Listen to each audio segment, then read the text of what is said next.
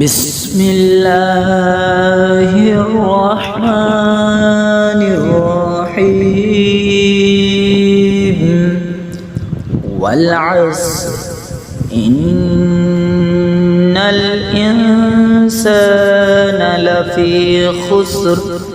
إلا الذين آمنوا وعملوا الصالحات وتواصوا بالحق وتواصوا بالصبر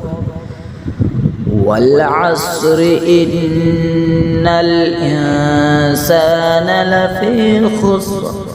إلا الذين آمنوا وعملوا الصالحات وتواصوا بالحق وتواصوا بالصبر والعصر إن الإنسان لفي خسر إلا الذين آمنوا وعملوا الصالحات وتواصوا بالحق